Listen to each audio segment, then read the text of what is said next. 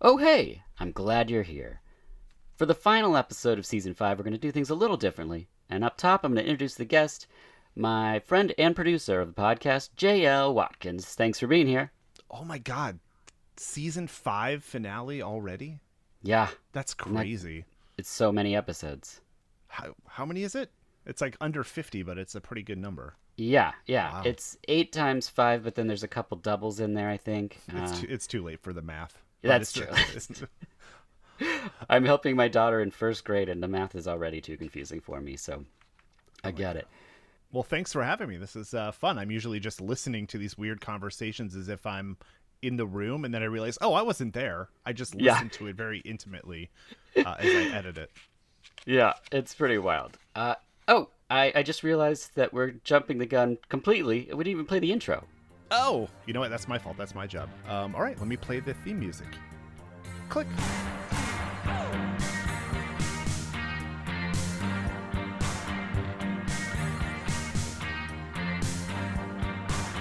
Hello, and welcome to the final episode of Season 5 of VHS, the podcast where each episode is about a film and the guest has the profession or experience portrayed in the film. Normally, and I quote Depeche Mode when I say this, but not tonight. I thought we were watching Blade, talking about how I murder vampires in the night. That would be amazing. I'm your host, Dirk Marshall, and my guest today, as I said, friend and super producer of the podcast, J.L. Watkins. Thank you again for being here. Thanks. You know, I really do think we need to find a movie about a disgruntled video editor, and that would be my tie-in. I mean, with all the Zoom recordings and everything that are happening now, it's probably this year. There you go. Yeah, exactly. Did you see The Host? What?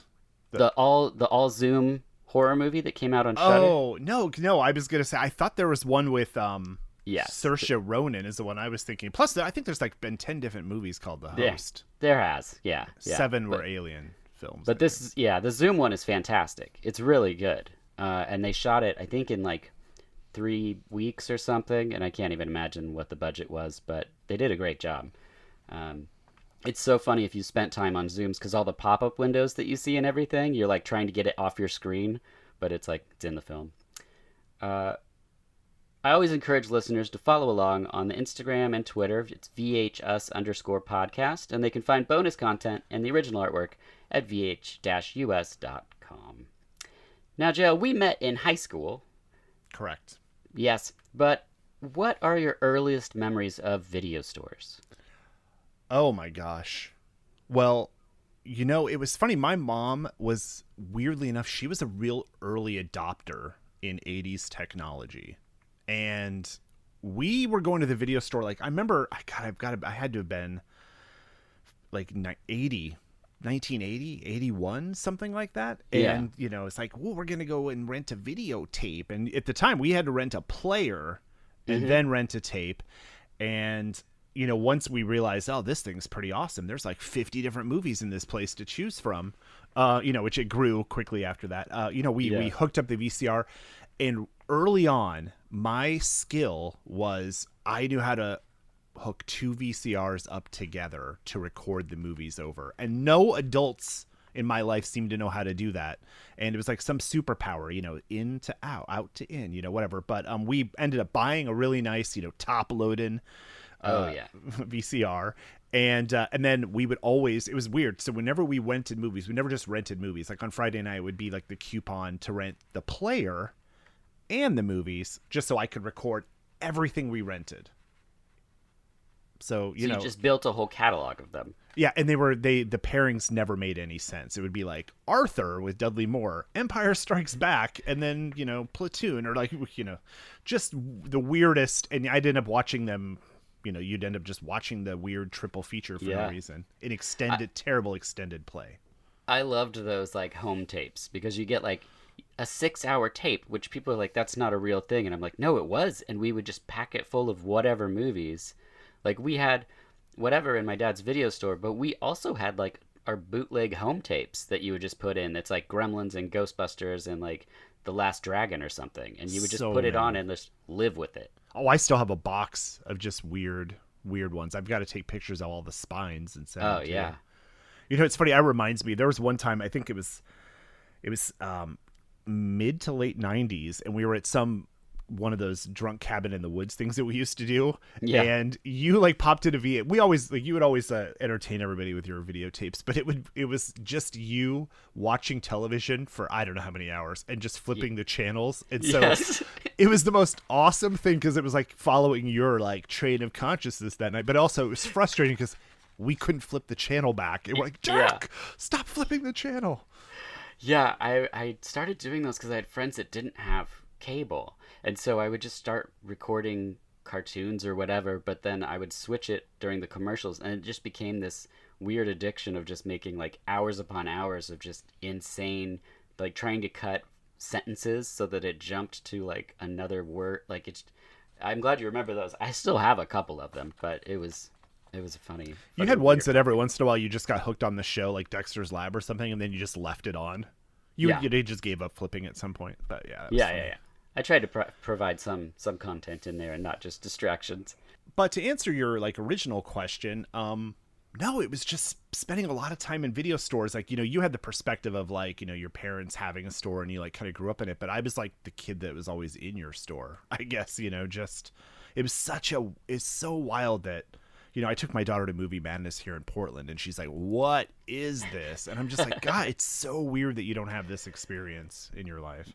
Yeah, yeah. It's like libraries didn't grab me like that when I was a kid. For some reason, movies completely did. Like the categories, the weird collections, the employee picks. I mean, libraries have the same sort of similar situation, but it didn't click for me except for in videos and then later like music. And then you know, I just realized like that's how like growing up in the video store taught me how I'm going to ingest all media apparently. And I hope by having physical media and my daughter seeing it that she's gonna grow up in that same sort of weird world. Like I've already had to tell her that she can't watch Aliens because she's 6, but and she threw her head back and was like, "Oh my god!" Oh, and I was like, "See, this is how it begins." And then you think about that image and you want to see that movie, you know, and like that's something you don't get from just scrolling on Netflix or whatever. No, I mean, you know, the kids can like, because my kids, you know, it's everything's on demand, right? And so Right. they'll look at the thumbnail and then it's like, oh, this is the worst. I'll try to get them to watch a movie and they'll be like, well, let's see the trailer. And I'm like, oh, but what if you couldn't see the trailer and you only Yeah. could go by this image and what it said in the description? And they're like, hard pass. I'm not gonna waste my Saturday on this random thing. Yeah, my daughter will just be like, "I want to watch Littlest Pet Shop," and I'm like, "You've watched it through 100 times," and she's like, "Yep." I'm like, "What about something new where there's discovery and stuff?" And she's like, "Well, all right," but it's a struggle, for sure. Uh, well, you just answered my next 3 questions, which Oh is no. very helpful. And I know when we met in high school, I know that you went to my dad's video store for sure. Oh yeah. Did you ever go to Putt and Video, the arcade miniature golf next door? Yes, and you know what's funny is I never rented. I was pretty loyal to y'all, but no, you know what's funny is the only movie I ever rented from Putt and Video was oh my god, we talked about it the other day. It was that Daryl Hannah, the one that I always get confused with the other, you know, survival horror in the woods movie, Final whatever. Oh, Anyway, oh, I just yeah, I know we just talked about it. And for some reason, it's a blank. No, yeah. So basically, I remember seeing that movie like on Showtime or HBO or something a long time ago, like in the mid '80s, and then it was on a couple times, and then never saw it again. But it left an impression, and I was like, I have to see this movie to see if it's how I remember it.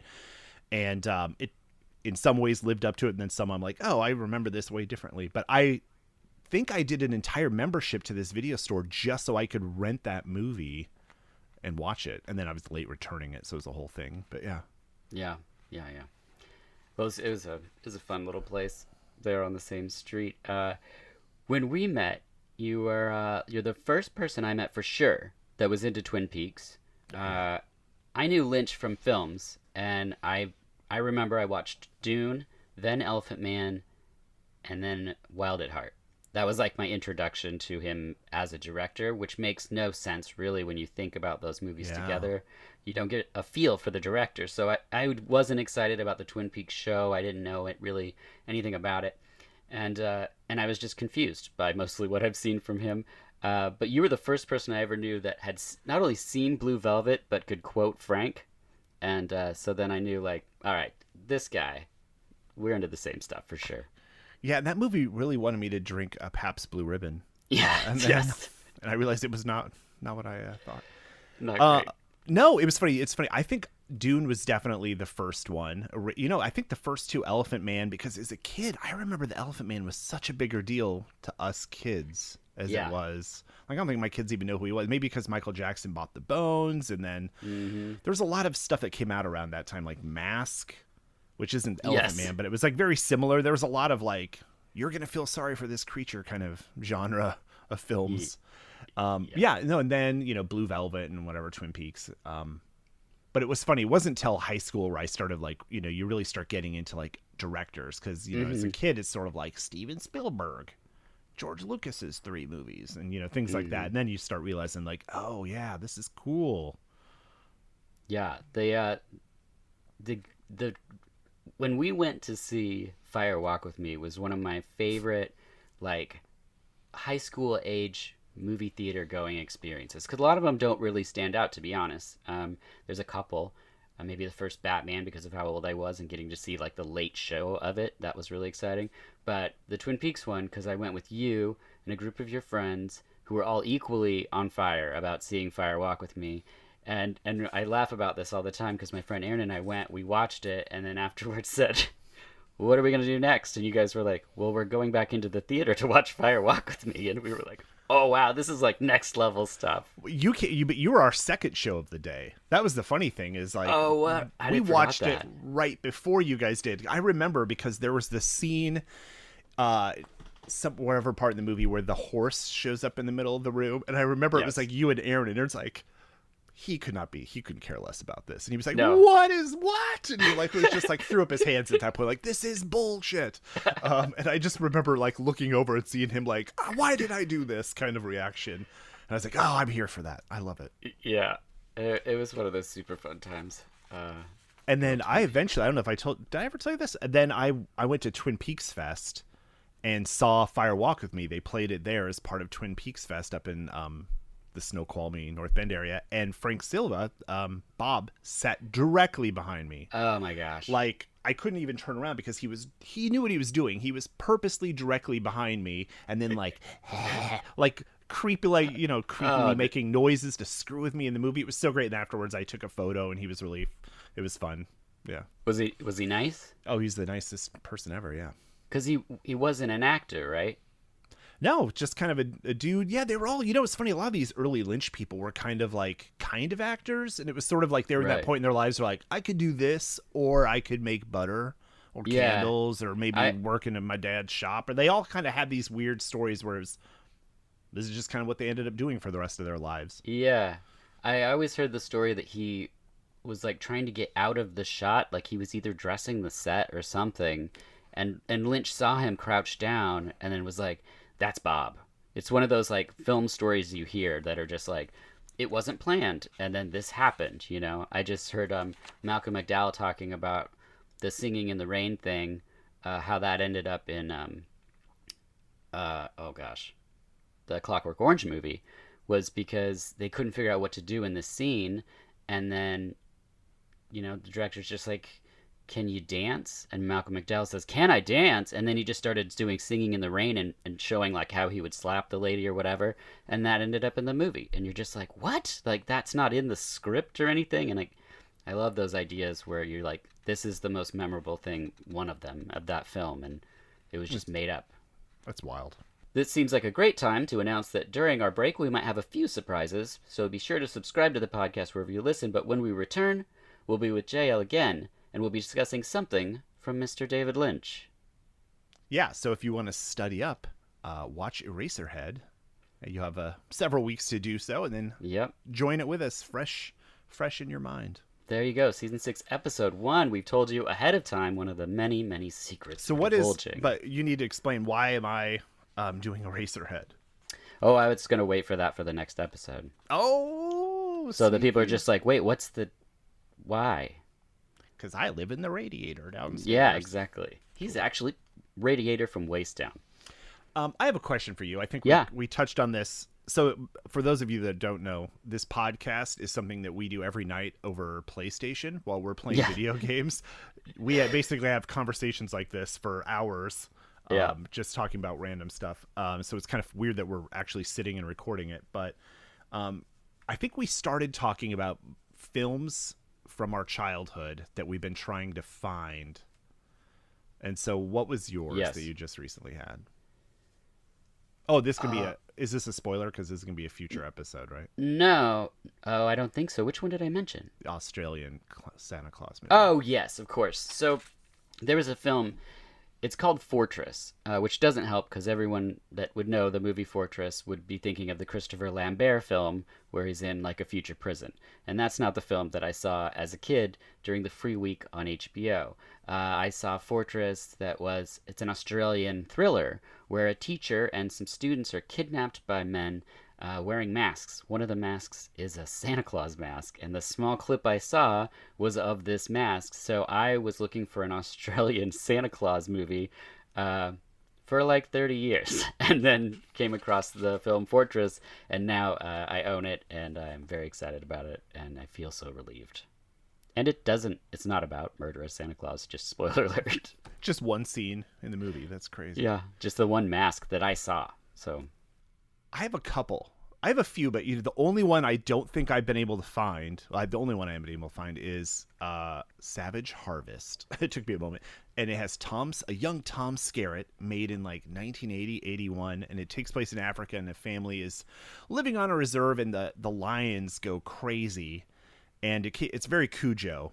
The movie is, okay. and the lions start mauling and killing everyone, so everyone crowds inside the house, and these lions are on the roof. Some of them get down the chimney and maul someone, so they basically lock themselves in a garage and then create out of mattresses, box springs at the time, they were like just big ass spring things. They created a cage on wheels that they wheeled themselves out to the car to get away, and they had like little, and it was total crazy. And I just remember like, this movie is insane, and it was one of those where it was on the middle of the day in HBO, because who knows who's watching this, and kids watch people getting mauled to death by lions in the middle of the day, and like I did. And now I've never, at least it took me forever to figure out what the movie is. Now I know, and I've just got to figure out how to watch it. But I've had like a bunch of other ones. There was this weird French cartoon, and I swear my Google searches were so weird trying to find this. And then Netflix, like a year and a half ago, this movie has been lost to time or whatever, and they found it and restored it,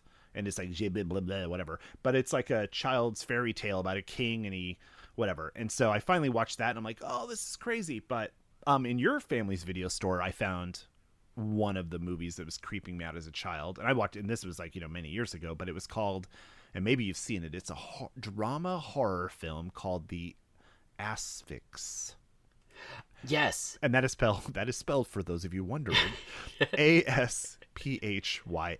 And the Asphyx is like, the moment before you die, there's a little soul creature that escapes your body, and if you're able to capture it on film or kill it or something, like, has something to do with, right? Something to do with electricity or phosphorescent light. If you're I remember able, the effect. it's dumb. And if you're able to like capture or kill this Asphyx, you will live forever. And so it's like this tragic Frankenstein tale of this guy that tries to live forever with his bride, and he fails and she dies. Spoiler alert, you're never gonna find it. And and I remember he hobbles off at the end like 300 years old, living forever, and I was like, oh my god, this movie had such a profound effect on me. And then when I eventually saw it, I was like, and I think I was probably the only person to play this movie in like a decade when I played it, and I'm like, oh, this is rough. And as a 5-year-old kid, that's crazy, thought about this movie all the time. It's so weird. Yeah, I mean, seeing movies at inappropriate ages, it's really fascinating, because sometimes it's just one image that you see, and it just sticks with you. Like in my story, it's like, and I've seen Savage Harvest, but I didn't remember anything about the movie until you talked about the box springs, and then I was like, oh, this is the box spring movie. Right, like, isn't that weird? Yeah, yeah, because everything you're saying about lines and stuff, I was like, no, no. But then Tom Skerritt with the box springs, I'm like, oh yeah, yeah, I've seen this. And both those movies that you mentioned, the Savage Harvest and the Asphyx, um, I was looking to buy, and I think watched rips of them on YouTube, Oh wow. and then was like, maybe I don't buy Asphyx, but No. yeah. Maybe it's asphyx. There's like a little more of a pronunciation. It could be being that you're the only person I've ever heard mention the title. Right.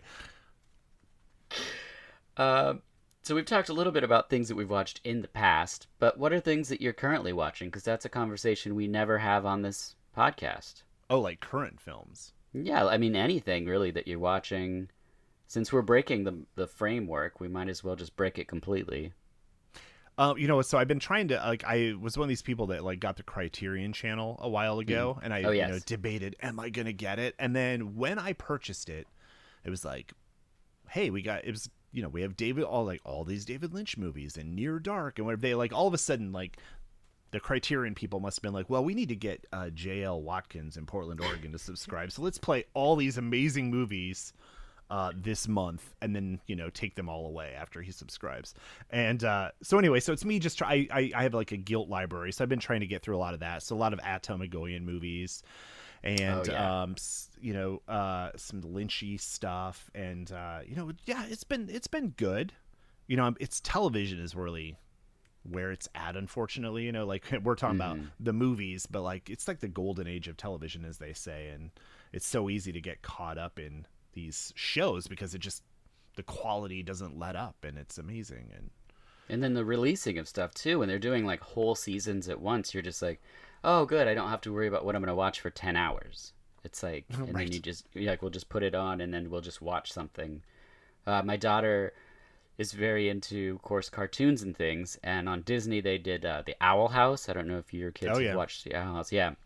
And it's got witches, it's got demons, I mean, it's pretty dark. We just finished the second season, I think, today, and it's a cliffhanger. And she was like, threw her hands up in the air, like all pissed. And I was like, "Yeah, that's a cliffhanger. This is what happens. Like, you can't watch it forever. Then you have to wait." And she was like, "Why?" And I'm like, "Yeah, it's that feeling. Like that's that thing you need." But What's the actress in the Owl House that plays like the disfigured witch that owns the the Owl owl House? lady, yeah, Like it's one of those character actresses where I don't know her the name off the top of my head, but I can see her. I like when I watch the show, I yes, don't even see the character. I see her like, well, basically, and blah blah yep, blah. Yeah. yeah. I picture her. I can't think of her name right now either, which is horrible. But it is later than normal. Uh, And then another kids film I wanted to mention that we're watching is Satellite Girl and Satellite Girl and Milk Cow, and it's What? it's 2014. It's about a satellite that becomes a girl, and about a boy who I think is turned into a milk cow that then wears a boy suit, and there's a wizard that's a roll of toilet paper. Well, I'm looking that one up. Yeah, it's really good. My daughter and I just watched it, and the whole time we were like, I don't know what's happening, but this is pretty great.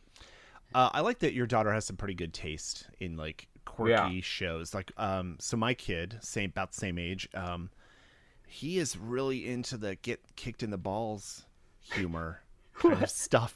Any show or movie, I mean, that has like a slapstick chase where people are Mm, fall over and they knock over a bunch of trash cans, and then they go down the stairs on something that becomes a sled, yeah. bonk, and they hit a person in the balls, and then it's just, and it's funny because so like tonight's movie was The Pacifier with Vin Diesel, Oh, and I thought you he's were gonna say Passion of the Christ. right. No, that was last week, and he was Okay.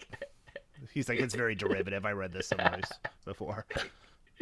No, and so as we're watching it, I was just kind of like, but I look over and his face is just lit up and like howling Yeah. with laughter, like slapping his knee, like, ah, oh my God. And I'm like, okay, well, this is obviously who this movie is for. And, Right. it's definitely not for me. It was so funny. Yeah, there was a part where in the Dora the Explorer movie, did you saw the live action one? Yeah. Yeah, so there's a part where this girl is gonna poop in a hole, and my daughter wanted to watch that scene over and over and over. She did. She watched it probably 17 times, realistically speaking, because she gets the poop humor so much. So it's just like, you're watching it and you're like, oh, I mean, this is cute and all or whatever. And then you see a kid react to a moment and you're like, oh, they knew what they were doing with this. Like, that's why the kid gets kicked in the balls or the goose bites him on the testicles or whatever. We have to watch over and over again the movie Fred Claus. And it doesn't matter what time of year it is. And it's just a scene where Vince Vaughn is being chased by Salvation Army Santas. Huh. And it's to like Woolly Bully or Moni Moni, like one of those songs. Like, Oh, yeah. And it's just like, oh my gosh. And it's funny, it's cute, and it's funny because every time he watches it, it gets shorter because you've seen it so many times. You're like, okay, it'll be over in 21 seconds, but Right. oh my gosh, over and over, play that scene from the Santas, and you're like, oh, okay, will you go to bed after this? Yes. All right. One more time. Yeah. I recently watched a movie called Night Game, which is from, I think, 90, which I got last year for my Wait. 31 and 31. How do you spell it? It's not night with a K. No, not Night. Night Okay. Game. I got it for my 31 and 31 last year because I was doing sports-themed horror movies on Fridays, so I had Fitness Fridays. But then at the last second, another movie came along and bumped it off the lineup. But it's a really sleek, kind of more of a noir thriller, even though the killer is slashing people with his claw hand. But man, it's shot so well. The whole time I was watching it, I was like, this is a great movie that I've heard nobody talk about. And Roy Scheider's the star of it. And, yeah, Night Game, I highly recommend if people can find it. What's the movie? I know it's so funny. We have the internet, and so neither of us have looked up anything that we have not known the name of this entire time, which is weird. We're like, oh, well, just let it go. But there was a movie that I saw as a kid, and I'm sure it's not great, but it was like jousting and knights, and they were on motorcycles. Oh, yeah. This is, Is that knight something? But knight oh my spelled another way. gosh. This is going to drive me It was crazy. like, let's take Easy Rider and Arthurian Legends and play butt rock music. And Oh my gosh. No, it's a famous director's like early film. I think Corman produced it. Well, anyway, Oh. that's what I'm watching this weekend. As soon as I figure out what it is and Oh, how to great. watch it. Perfect.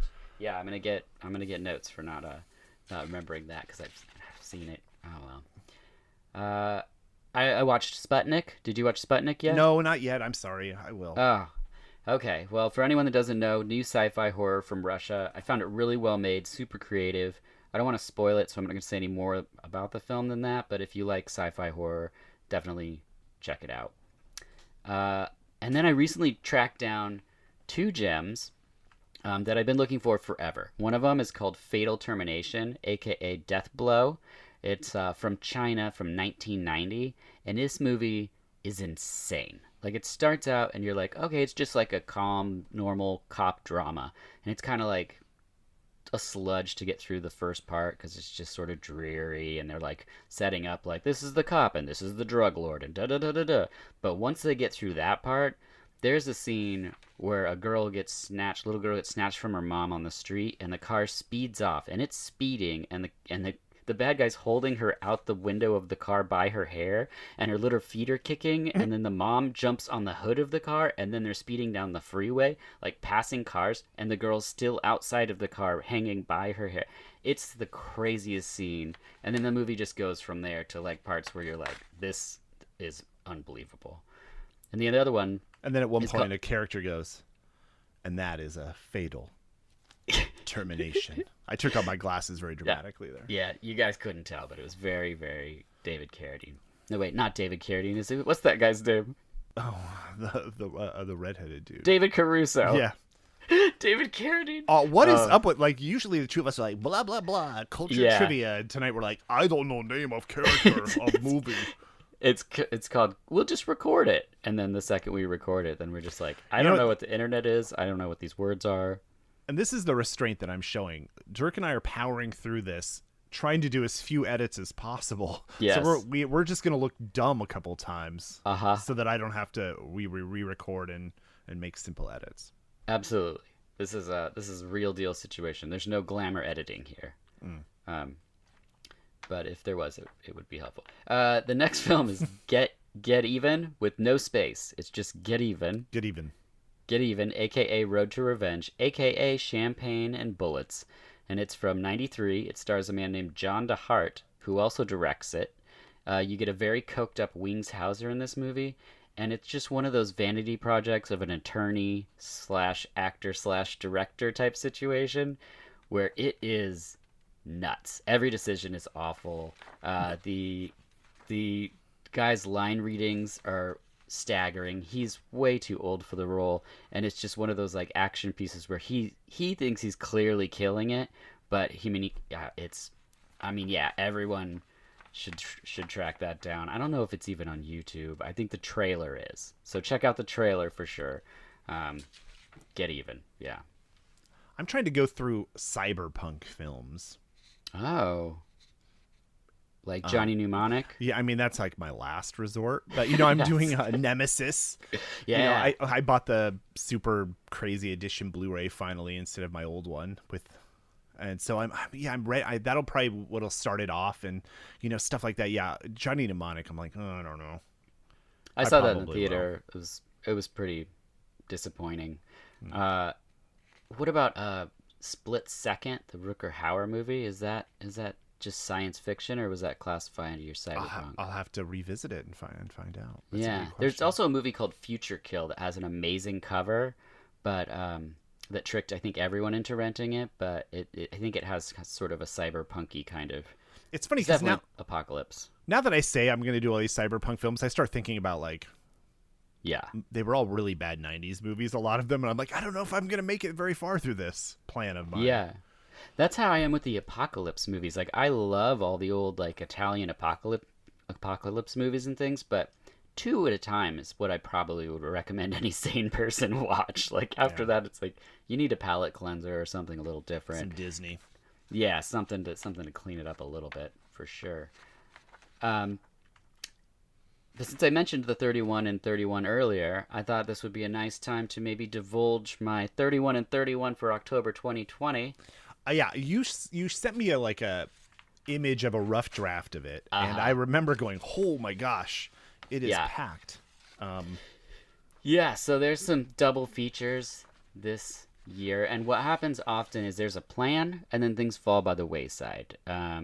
Meaning, like my wife will have like a trip planned or something. I know this year, but like something would happen where we're not where I can stream something. So then it's like if I don't bring the DVD or the Blu-ray, and we don't have a player, then I have to double down, which means something else gets bumped. But this is right now the plan. So anyone listening that needs some films, feel free to make note of any of these, and I'll tell you the themes first.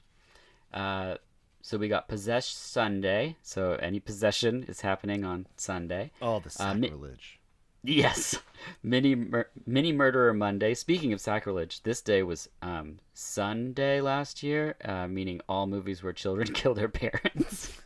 Which, Yeah, that's if you're a parent, is a terrible choice for a film. It's very depressing. But this time it's mini murderer things, so small things that kill people. Nosferatu Tuesday, self-explanatory vampires. Witchy Wednesday, which is every October. My wife loves the witch movies, so those stay there. Creatures Day, which is Thursdays, creature features. Wait, let's stop there. Didn't you watch? Was it last year or the year before you watched Practical Magic? Yep, that was Witchy Wednesday. It's not a horror movie though, per se. Oh, right. That's a great point. So what I do is I'm just using the subject matter. Okay. So because I watch horror movies year round, I kind of use this as a time to sort of force myself to see new things, revisit stuff, and not just stick to old favorites. It's I can It's a delightful movie though. So It is. no judgment. It's wild, and the choices they make in that movie are very strange. We enjoyed it. There's What the Fuck Friday, which is just the strangest of the movies that I've found, and then Slasher Saturday, very straightforward, but there's so many slashers that you have to, I think, have a day dedicated to those. So I'll just go through the categories because it'll make more sense that way. It'd be faster. Possession Sunday, we have Nightmare Sisters, Mausoleum, and then a double feature of Fear No Evil with Kathy's Curse. And then for the 25th, we're doing Amityville, It's About Time. Oh. Yeah. which is where the Amityville house has like embodied its powers into random things like clocks. It's about time. Yeah, the film's great, and actually that's the last line of the film, so there you go. Mini Murder Mondays, we got a double feature of Hobgoblins and Munchies, and then The Brood, and then Ghoulies 2, and then Dolls, and then the last week, the Gate and Night of the Creeps. Because Night of the Creeps is like one of my favorites, and it just has to be on there. This is like one where like Full Moon Entertainment would like call you up and go, listen, we've got like an entire library made for you, man. Why aren't you doing it at Full Moons? That's like, true. Seriously, every movie, isn't it like a doll or something tiny killing people? On Full Moon? Yeah. Yeah, it's either that or breasts, I think is how Full Moon makes it all their movies. That's what I was... Yeah. Nosferatu Tuesday, we have Pale Blood, which is another Wings Hauser joint. Lair the White Worm. Life Force. And that last week of October is where you really need the powerhouse hitters, so Near Dark. Yes. Oh my God, you're going to love that synth. That sweet synthesizer sounds that are amazing and also weirdly out of place in a Western vampire movie. I haven't revisited it since the VHS days. And you said it's on Criterion, right? Yeah. That's awesome that there's a Criterion version of Near Dark. It is a... Yes. It's funny. That was like Catherine Bigelow used to make all of her movies were like Point Break, Near Dark, and then I think U51 kind of threw it off. But they were all like two words. Yeah. Strange Days. You're like, wow, okay, you got to break free from this. That's where Steven Seagal got it from. When he's like, out for justice, marked for death. Yeah. Final extermination.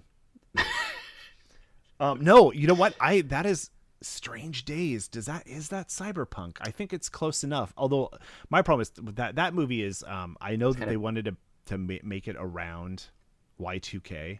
Yeah. But it was like, pick a movie that's not 4 years in the future for your crazy, insane, futuristic technology. Yeah, that's true. Isn't it more like virtual reality, or am I wrong there? Yes. Wait, yeah, is good. Virtuosity? It's still good, though. Virtuosity a cyberpunk? You know what the problem is cyberpunk is like it really has to have like this punk rebellion element to it. So a lot of stuff that you would say is cyberpunk is kind of more like computer mischief or fucking, rich person does computer bullshit. Yeah, because hackers, what you wouldn't put as cyberpunk. They're kind of punky though. They're punk. Matthew but it's not, Lillard. But that's more like, yeah. See, but that's not that doesn't have the futuristic sort of element to it. It's more like, yeah. It's tough to nail the genre in films, I guess. It is tricky. Creatures Day. We start off with Freak Maker, which I'm pretty excited about. Then Funhouse, which is another movie I just jam into any day just because I love Funhouse so much. The Boneyard, The Being, those are double features. Another double feature, Project Metal Beast, which is robot werewolves. I was wondering when you were gonna do Metal Beast. Last year it was just everyone was all about Metal Beast, so that's cool. Yeah, and then Night Beast is the other one there, and then Killer Clowns from Outer Space, just because I love it, and then the 29th, Monster Squad. Oh, you are? Yeah. Nice. It looks so good. It's 2 days before Halloween. It's got all the Universal monsters in it. It's perfect. That's one of the ones I have to revisit before I show my kids. Wolfman's Got Nards. It's gonna play. No, that's gonna play. But then I'm like, there was that '80s, late '80s, '90s casual sort of like homophobia and stuff. Where I'm like, Bill and Ted always gets me. Like, oh my God. So we're watching Bill and Ted, and I'm like, you guys are gonna love this. And I'm like, and so I play it for the kids, and I knew the scene where they hug and then they call each other fag. Like, I knew that was coming, so I muted it. And they're like, Dad, something's wrong with the TV. And I'm like, oh no, it's working. And I muted that. And then they wanted to watch it again later, and I'm like, I pick up the remote right at that time, mute it. And they're like, oh, what's happening? Turn up the volume. So to this day, they had no idea that's in the movie. And I'm like, I can't keep this up forever. Every time they watch Bill and Ted, I mute that part. But we watched Bill and Ted too. And I remember like I watched it a few times when it came out, but it was not really a favorite of mine. And I forgot they say it in that movie too. And they, knock them off a cliff, and then their evil versions say it. And the kid's like, what is that? And I'm like, oh my God. No. Oh, my wife looks at me like, great. Good job. Yeah. You had to show him Bogus Adventure. Yeah. Geez. And now watching, I guess they probably could have they wouldn't have known who Death is and all that kind of stuff. I guess they made enough nods you kind of had to see it, but Right. oh my Did gosh. they liked Face the Music? Yeah, it was great. Yeah, Yeah, they loved I it. agree. So good. Uh, WTF Friday starts off with Saint Bernard, and it was going to be Tammy and the T-Rex, but I just showed that to two people last night, and my wife is not going to probably sit through Tammy and the T-Rex again. That's not even the first time you've showed it to people this year. Like, No. it was like, I recall a couple other screenings where you're like, well, we're watching this. Yeah. Yeah, it's just one where I'm like, you guys can choose, but this has Paul Walker, and then people are like, compared to the other movies they show them, they're like, Paul Walker, and I'm like, suckers. Uh-huh. Then Devil's Honey and Blood and Black Lace. That's a double feature. Then Beyond Evil and the Beyond, because there's some Beyonds. Wild Beasts and Cemetery Man. And then on the 30th, House, the first one, and Phantasm. Oh, wow. I love Phantasm. For me, I would put it the first day of October, just because the score, it just makes me think of fall in Oregon. We have these beautiful falls that just feel like like the first Halloween movies, where it's just like all the leaves are changing color and falling. And maybe I've just walked around too much listening to the Phantasm soundtrack, but Yeah. I just love it. You know what's funny is like immediately I was like, you're like House and Phantasm, and I'm like, nope. For me, it's House 2 and Phantasm 2. Right.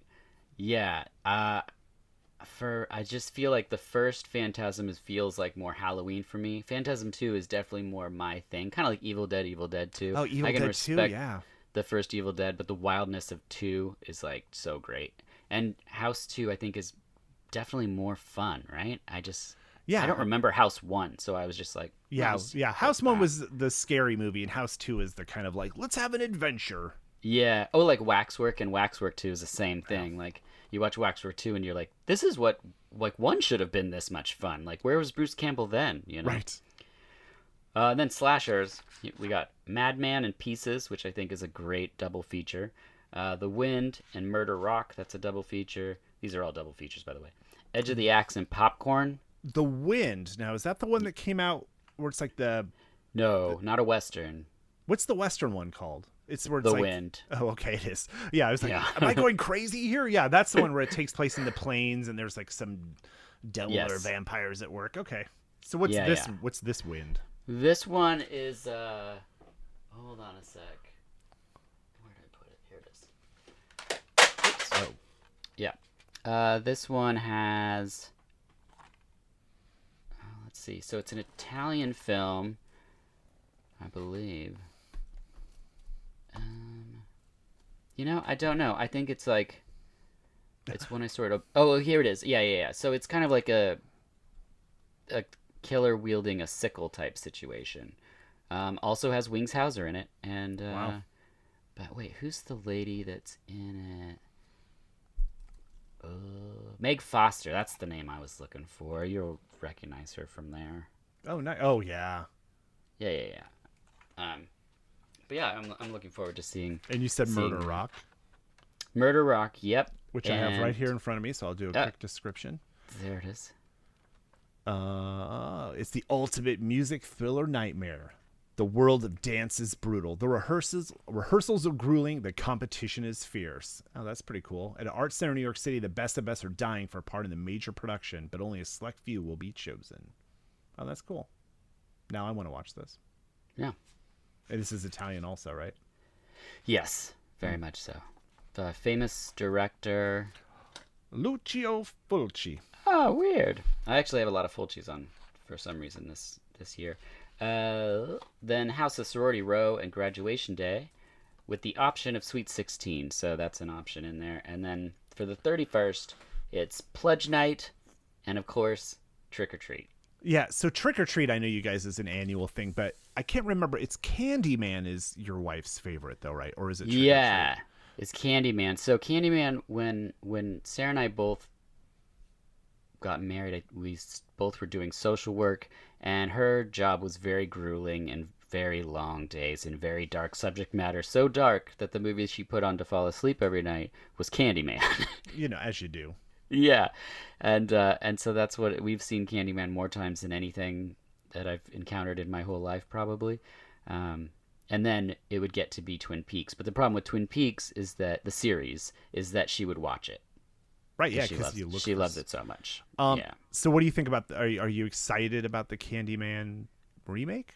Is it a remake? Is it a Because it looks like it's like back in the same neighborhood where it all began. Right. I'm excited. I'm interested. Sarah's brother Dave met the director, I think, at the Sundance Directors Lab, and said that, she's amazing. And so if anyone could do something cool with it, from what I've heard, and I haven't read up a lot, is that it's like a continuation of the sort of pathos of Candyman. So they're not erasing everything like that Halloween reboot that happened, where they're like, okay, Halloween 2 through 47 Which I doesn't gotta tell you, exist, and I liked it way more than I thought I would. yeah, I just a lot of people did. I wasn't super into it, but with the Candyman thing, since they're just like moving with the stories, which I like that. I like it. You don't think you have to create alternate universes and things, and I think Tony Todd does do something in the film. So even if it's his voice whispering, I'm like, that's super awesome that they even acknowledge that. Yeah. But it'll be interesting to see what the whole story is, the morality of the tale, and sort of the impact of it. It's a bummer they pushed it back for a whole year, but Is it a Bloomhouse? it is, yeah. Yeah, yeah. But I mean, so was that Halloween. They all and are. The next two. Yeah, okay, so let's talk about the Halloween real quick. Yeah, you know what? So there was a point where like once I think Halloween 5, I can't even say like when they fell apart because 80s, 90s slasher films were just like so repetitive. And the mask, I remember the mask changed in 5. That mask was always a problem once you go back and read how they never took care of it. They're like, oh, let's just throw it in a fucking dumpster. And, oh, we need that Yep. mask again. It's a total nightmare. But I do like, but it's funny because it takes, it's on HBO, like it used to be like, or one of those channels all the time. So maybe I think just Stockholm, I just keep watching it to the point where I'm like, I like it now. And I kind of like live for those two like podcasters to get murdered. I'm like, oh yeah, this is cool. But there are some moments where where he picks up the mask and it's like, it's got the crazy kind of music moment and whatever. But no, it's good. It felt like it felt like a 80s Michael Myers kind of movie before they just went off the rails a little bit. It felt like Halloween, not as much him just randomly driving around like a weirdo, but Right, the driving. Like he got a license somewhere. That's the thing I always thought was hilarious about that Jeepers Creepers movie is that the monster had a personalized license plate, which means like he would have had to gone to the DMV and right, be and then like, have to wait like Yeah. 4 to 6 weeks for processing. yeah. And he's like, I want it to say be eating you. And they're like, beating you? And he's like, no, be eating. That wasn't like, even his first choice. He had like something even worse, and they had to. Oh my god. Oh yeah, but like for me, like in the video store, I just was never precious with a lot of these things. Like I listen to podcasts where horror people are so gung ho about these things, and I love that they're passionate about it and they found these things that they love. But I just never felt that. Like I didn't care about 5 connecting to 6 or whatever. Like I was just like, oh, the new one's out. I'm gonna go watch it. I mean, we're all gonna watch it. Like people will howl at the moon on Twitter about how like they're so pissed at whatever's coming out. But like the truth is, if you love a genre, you're gonna watch it anyway. They're still gonna get your money. Right. I mean, it is funny though. I know somebody that went and saw Halloween, but went in cold. So in their mind, they were watching Halloween 9 or whatever. No, not counting the 2 remakes. So whatever they were going Right. into, it was after H2O and after whatever. And then they were like, but I don't understand because she was in this one. And I'm like, no, it's the rest didn't happen. And like, oh. Yeah, That would've been that's why it's called Halloween, like the first one. Right. So What? confusing. Yeah. It's like we're gonna have alternate horror universes. I hope the next thing they do is just do what they did for like Stephen King on the TV series, where they were like, we'll make it all like a town. Oh, Castle Rock? Yeah. I want him to do that for like Clive Barker, even though that would be like NC-17, or like Carpenter, and like, I mean, that would just be great. Where the Texas Chainsaw Massacre exists in the same world as the Toolbox Murders or whatever. Well, those two are similar, but yeah, it would just be a horror dream instead of just rebooting titles and things, because it's just make a new one. Yeah. By the way, I have watched. I was slow to watch Doctor Sleep because I was like, I don't know if I want to watch a sequel slash spiritual successor to The Shining. Yeah. And then you had it on your podcast, and I Yeah. had to watch it like in a weird way as I edited the podcast. And then I went back and like, okay, I got to watch this, and it like. I think part of maybe why it resonated so much is like I love Shining. I always go to Timberline Lodge. Yep. I love the Flanagan stuff. Like I loved Hill House last year on Netflix. I'm so excited for Bly Manor coming up. So there was like I think it Yes. just hit this perfect sweet spot. Oh, The Outsider on HBO was like one of the best Stephen King adaptations. Like so that like Yeah. everything has just been firing like all. It was like a perfect storm of how great that movie is, and like the cast is stellar. But so I've watched it. It's on HBO or something. So I've seen it. Like I'll be editing late at night working, and then I'll flip through channels to watch something that I can edit, but not like watch, but I can like be there. And so all of a sudden I'm like, oh, Doctor Sleep. And then I realize, oh, it's the first scene in the movie. I'm like, well, I guess I'm watching the whole thing now. It's like 3.5, 4 hours long. Yeah, But that's how I felt too. Like I'm just the beginning scene. I was like, well, I'll just watch like the part where the little girl comes down to the water, and then I'm just like, she's so good that I'm like, all right, here's 4 hours of my life. Just take it. well, what's wild too is like I think maybe the reason why I think about the movie so much too is we've been doing, due to COVID, we've been doing a lot of road trips. And I've had to do some weird drives for work and stuff where I stop at like rest areas and we're at campgrounds. And I swear to God, I see the true knot everywhere. I'm like, that group of people there are weird psychic vampires. And Yeah. it's so once you kind of like see that world, which doesn't exist, it's all in my mind or in Stephen King's mind. But once you see it, you're like, oh gosh, what's going on here at this campground? Turns out they're just sex predators and not vampires or whatever, but it's so weird. Either way, just steer clear, I think is the best thing for Oh, everybody. yeah. Well, that was everything I had set up for us to talk about. I Oh, think man. we could probably save all the rest of this conversation for the first episode of season 6. What do A you think? VHS. Oh, were you waiting for me to like a dramatic a VHS? Yes. Yes. We should have rehearsed. Yeah. Oh, okay. Here we'll start it again. Ready? But I'm not going to edit this. We're just going to do it again. Oh yeah, perfect. Okay. Okay. This is how the butter's made, people. That's the saying. Okay, great. Well, we'll save the A VHS. That was perfect. My favorite part of the podcast is when like you'll have the conversation. Oh, and we're supposed to end it now, right? Where we're like, well, Yeah, thanks for yeah. having me on the show. You bet. And it's like a couple back and forth. Thanks. You're welcome. No problem. Thanks a lot. Talk to you later. Thanks. See ya. This is great. Yeah. Thanks. Yeah. But then sometimes I won't realize that's the end, and I'll just let you keep talking your post game stuff. Like, oh, that was great. Yeah. Thanks a lot for coming on the show. Yeah, no problem. And you're like, Jail, you forgot to edit that off the end. So Yeah. some bonus Well, content. But yeah, bonus. People like to hear that kind of stuff. Speaking of bonus content, I was thinking about this. So VHS tapes really never had bonus content. They maybe it would have like a VHS that came with it, or sometimes like if it was something short like Thriller, they would have like the mini documentary after or whatever. Yeah, But- yeah. But DVDs is where like the commentary track really came in, and all the features. But it's so weird now because I felt like it went away for so long. But now, do you ever rent a movie and then watch the bonus features on the on demand? Like if you rent it on Vudu or something, like I don't know, just Yes. thinking about this. You actually go and watch the bonus features that are included in the rental? I've done it one time, and I don't remember which movie it was, but it came with like, it was like Deadpool. Oh. Like I rented Deadpool to see what it was, and then turned out enjoying it way more than I thought I would. I laughed at a bunch of stuff that I was like almost mad at myself. I'm like, oh, they got me. But it came in with all this bonus stuff. There was like 15 or something things that were just on the, I think Xbox at the time is what I was on. But like, so I was like, well, I'll just watch some of this stuff, and I did. But normally I don't. Normally I just stream it, and that's why I buy physical media, because then I want to like watch the bonus stuff. Well, it made me think of physical media the other day too. That's really important is even DVDs, because they'll do a commentary when the movie first comes out, and especially when DVDs were in their like really weird heyday of like 1996, pre 2000, where the commentaries were like such a big deal and the films came out and they were really wild.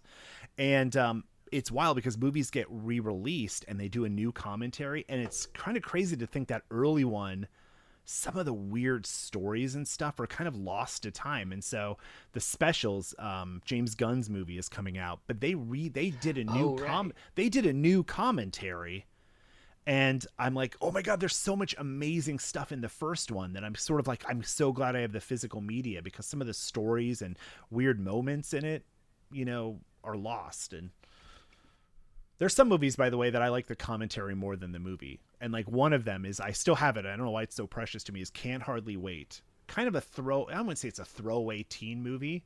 Yeah. But the reason why I got it is because at the time I was obsessed with like directing, and the people that directed it were just writers that were like, hey, you want to make a movie?